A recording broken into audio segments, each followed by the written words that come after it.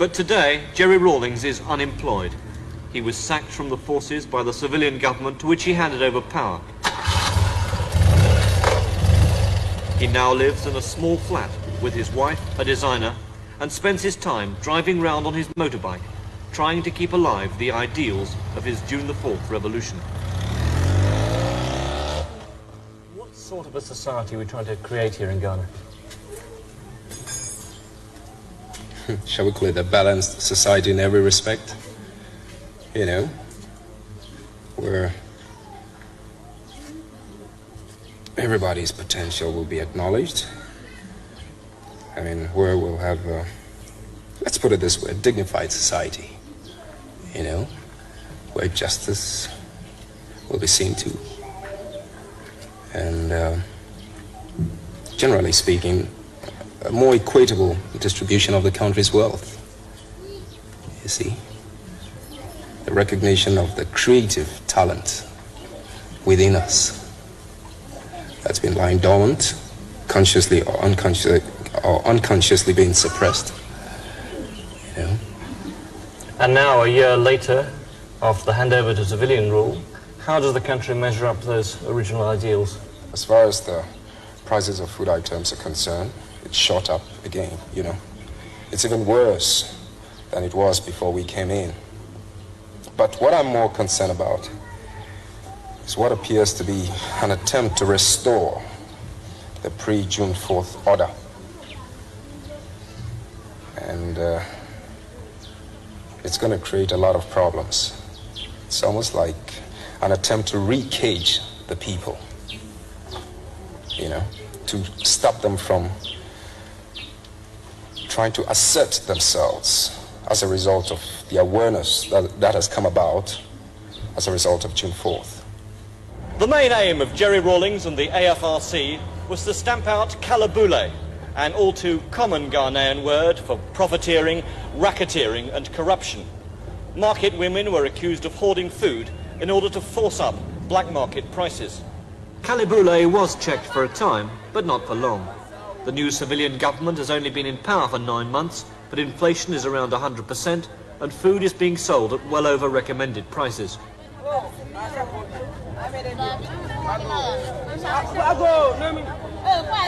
At this market in Accra, the market women were asking 4 cedis, about 75p or the lowest minimum day's wage, for a few tomatoes or a bunch of bananas. A small bag of rice was going for 600 cedis, compared to the recommended price of 120. A tin of milk was going for 5 cedis instead of 0.75, and sardines for 8 instead of 1.6. And this in a country where the average wage is 200 cedis, just over £30 a month.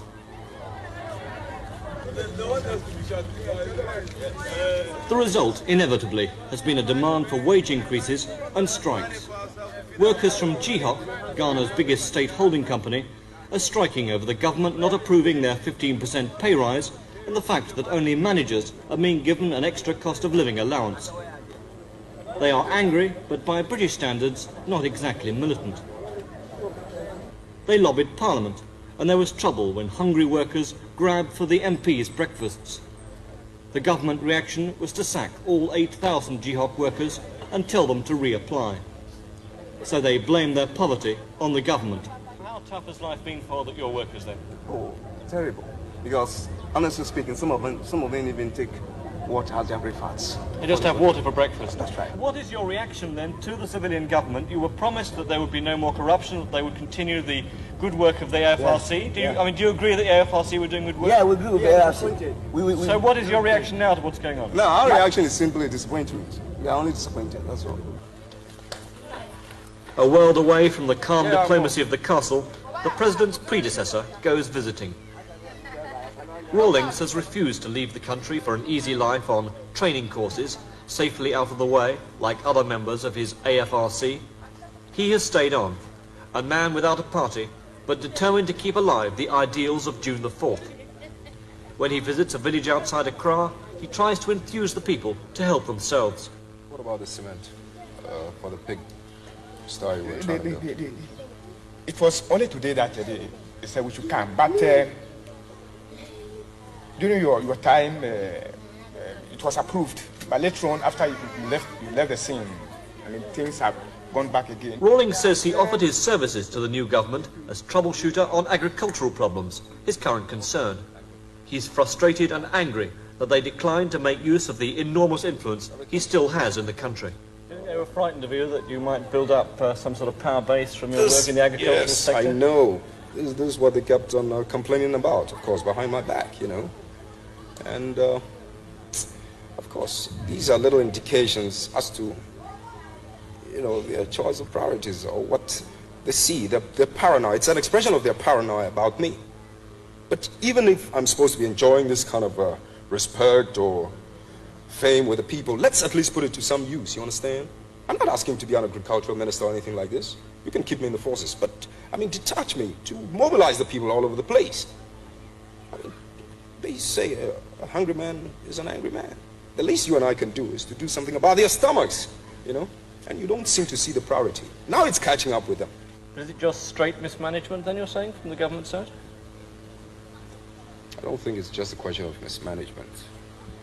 Even if it is, there are a whole lot of other factors too. I mean, human factors. The lack of appreciation of the dominant group or the people who are supposedly holding those offices, you know.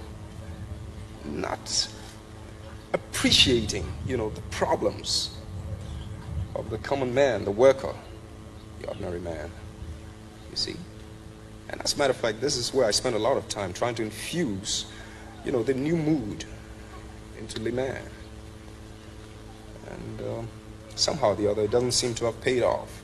Instead, I'm the one who gets stabbed in the back all the time. Rawlings says he sees Ghana moving towards a new crisis. It's becoming explosive as far as I can see.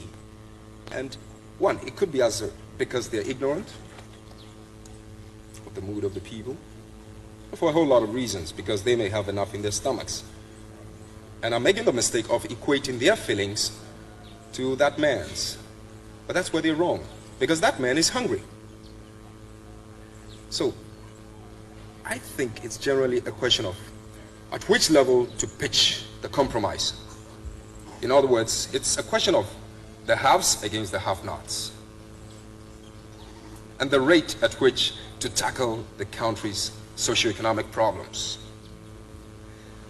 The have-nots, the hungry ones, like I'm saying, or as we all know, cannot go on working and having to drink water for lunch.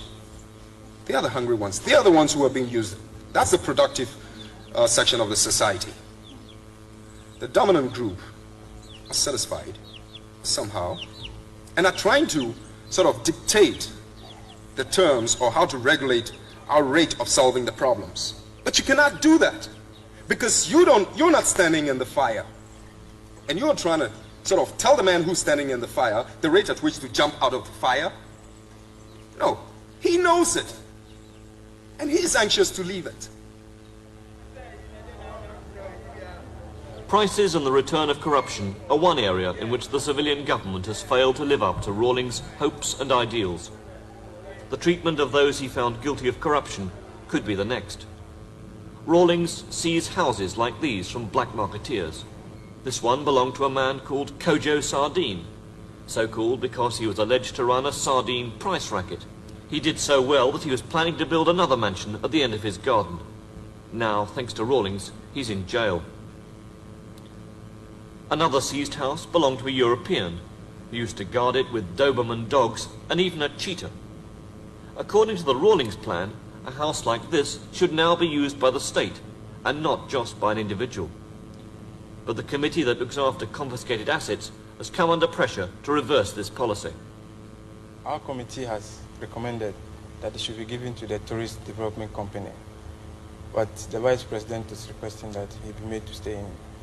But we haven't submitted our report yet to them, and they have the final say on it. So the Vice President wants to take this house over for himself? Yes.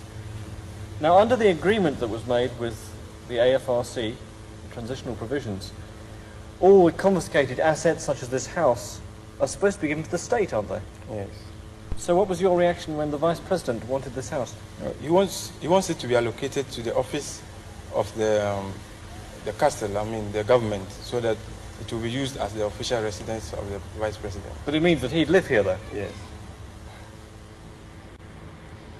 The rising tension between supporters of Rawlings and the new government is highlighted by the fact that an armed plainclothes squad is now tailing one of Rawlings' associates. Captain Kojo Chikata is in the car travelling slowly on the left. The armed men are on the motorbike, and the car turning as it sees us filming.